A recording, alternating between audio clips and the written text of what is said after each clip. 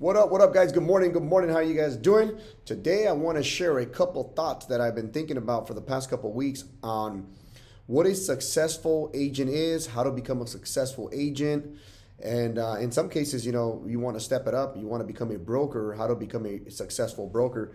Now, I'm not going to sit here and tell you that it's been an easy path to get to the point where myself and my brother are, and some may say that we're successful, right? Some may say that we're not successful, right? Depending on where you are in life. Some people are obviously doing a lot better than we are, and some people are doing a lot worse than we are. But right now, where myself and my brother are at in our lives, and I want to share the story of what has taken us to get up to this point. And I share this every day. Those of you guys are some of our agents in our company.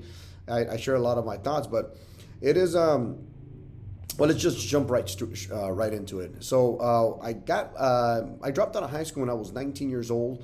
I got into real estate at 20 years old, and at 18 years old. I was licensed as a real estate agent at 18 years old, which was back in 2000. And what I can tell you is that what I learned from the market of 2000 all the way to 2008 when the market crashed is completely different than what I learned from 2009 to 2023, which is today.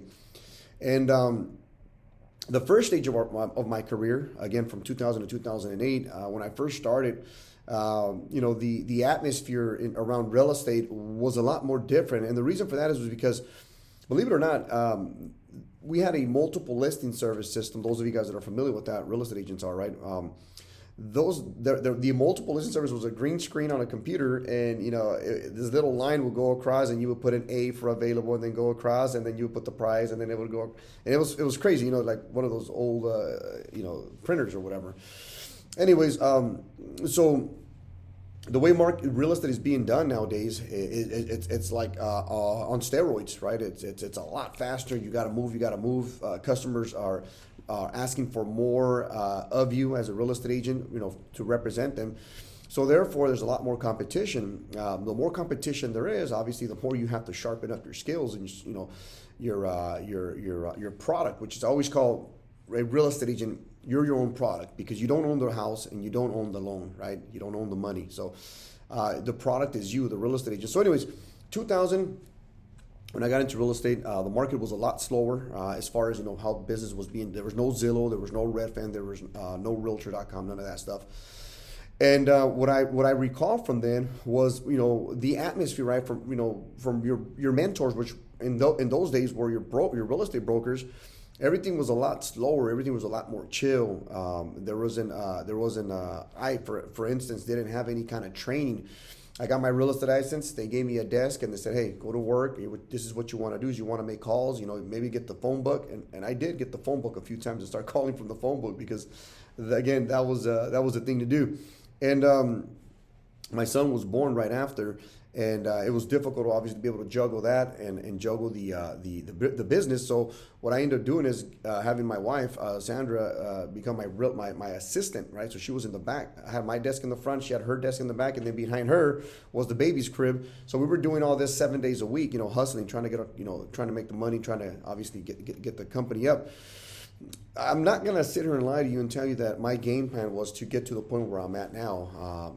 That wasn't the game plan. The game plan was to make as much money as possible and get rich real quick, and then figure out what I'm going to do then. I didn't really have a roadmap, which is something that's my pep talk now, right? With my agents is I tell them, you guys got to have a roadmap. You got to have a goal, and that goal has to be a need, not a want.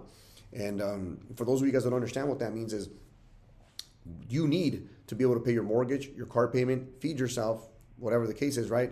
The want is obviously I want the Lamborghini, I want the mansion, those are the wants. But we need right now in order to be able to survive is X amount of money. How do we get to that point, right? We got to have a roadmap.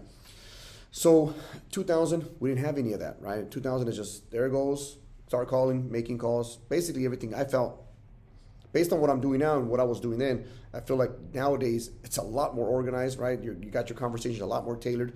Back then, it was more of winging it, more of a, I want to create the relationship with these customers for them to love me, to like me. Nothing more of a, instead of them loving me or liking me, it should have been more of a, let me find as many solutions as possible, give them as many options as possible, and help them to get from this little house to the big house, right? Because that's everybody's game plan. We always want more than we can actually afford. But we got to learn how to crawl before we walk. And I use this all the time in my conversations with my agents. But anyways, long story short, the atmosphere then was the customer would have to look for you, right? You didn't have to look for the customers, because the customers, once the customer was locked into you, it was very difficult for them to leave you. So therefore, we would return calls whenever we wanted, right? We would show the homes to the customer whenever we wanted, versus being the customer first, customer service, right? Versus us working around their schedule. It was more like, you're going to work around my schedule. And that was the atmosphere from everybody, everywhere I went, So fast forward to 2008, when the market crashed, things drastically changed for us, right? We went completely bankrupt, right? It was the worst time of our lives. And I say this all the time, but we did open up a gym during that time, thinking that, hey, 2007, we got some money saved up, we made really good money, and we're going to dump this money into this gym to blow this thing out of the water. And, we got a UFC fighter. And anyways, it wasn't what we thought. It was a whole new type of business. It was a whole new world for us that we had no idea. We had no knowledge in. So we lost a lot of money. We gained a lot of knowledge, but from that gym. But more importantly, when we got back into real estate, we were flat broke, right? We didn't have anywhere to start from or anywhere to go.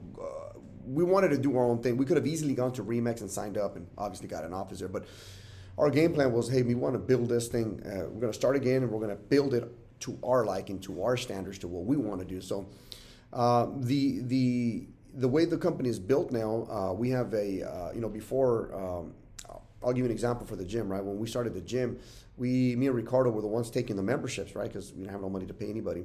We're taking memberships, signing people up. We were mopping the floors. This is every day. It was a 22,000 square foot gym we had. It was huge. And we had to mop the floors, sweep the floors. We had to do the mats too, the cage and the ring and all this other stuff. So we were there 7 days a week, man. 7 days a week. It was a lot of work, and we built it from scratch. Now, obviously, the gym runs on its own. We have a team that does memberships. We have a manager on site. We have coaches that run classes, and yada yada yada. So it's on its own. Same thing applied to the real estate company. When we opened back up the real estate company, it was just me and my brother with small little offices, and we're just hacking away, right, as much as we could to get back into the business and start making some money. We started in the gym, and then from the gym, we opened up a small little office, which is just basically two little offices, right? Just very small. Nonetheless, we moved from there. We moved into another office. We built that up. We got an assistant now. We got a receptionist here, right? And slowly but surely things started growing for us. But fast forward now, the company has departments. Everything has to be leveraged, right? There has to be leverage, and you also have to learn how to delegate. I think that's one of the most important things. Whether you're a new agent or whether you're a seasoned veteran or you own a real estate brokerage or whatever the case is, I think the most difficult thing is to delegate things because it's you're the one that's built this baby and it's yours, and you're the one that put all the work in, and it's really hard for you to pass the baton over to somebody who you don't even know, right? So delegating is super, super important. And more importantly, aside from that, just as important, you got to have departments. So back to the new agent, right? Back to you, the new agent, right? Same thing. You guys got to be doing the exact same thing. You got to learn where to delegate, right? Where to focus all your time and energy, right? And also, who do you have around your team? Who are the people that you're using for support? Because they're pillars, right? These are all pillars, and you're building these foundations as you're climbing up these levels or up these ranks.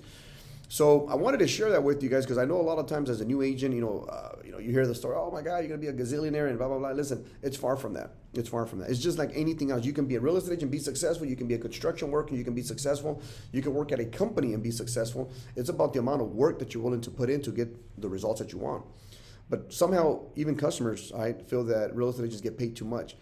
And what I will tell you is if you have a schedule and you follow that schedule and you do everything you're supposed to be doing, right, such as prospecting, right, getting out there and doing open houses and all these, there's a gazillion things that we can talk about, but I can almost tell you that you're underpaid.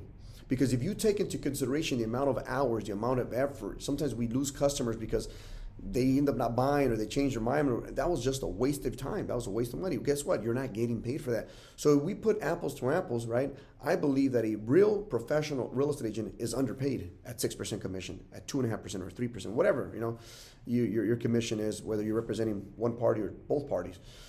So therefore, have a schedule, right? Be a professional in the business. Don't be like that other, 50% that are non-performers in our business, and they're the ones who actually give us a bad name. Get out there and hustle, get out there and do what you do best. More importantly, be around a circle of people, whether it be your real estate company, whether it be your brokerage, whether it be your friends, whatever the case is. You got to get yourself around a circle of people that are going to influence your decisions to help you make better decisions, right? You don't want to be the top dog in the wrestling room, right? You want to be the underdog so that you can grow. So I wanted to share those thoughts. I hope that you guys take something from it. It's I'm not going to sit here and tell you, hey, I'm successful, because at this point in my life, I still have a lot more things I want to accomplish. And so does my brother. And we haven't taken the time to say, oh, wow, we're successful. Are we doing well? Absolutely. But if we base it on our goals, we haven't even touched the surface yet, right? We're going for it. So anyways, I wanted to share those thoughts. Ladies and gentlemen, you guys have yourself a great day. I'll see you guys on the next video. The next video I'm going to be doing is going to be for my commercial property, because again, I shared this in the past that I'm moving into commercial flipping, and we'll see how that one goes. I'll share some thoughts on what that process has been up to the point of getting approved by the city, and emotional roller coaster. You know how that goes. But anyways, I'll see you guys on the next one. You guys take care. Have a great day.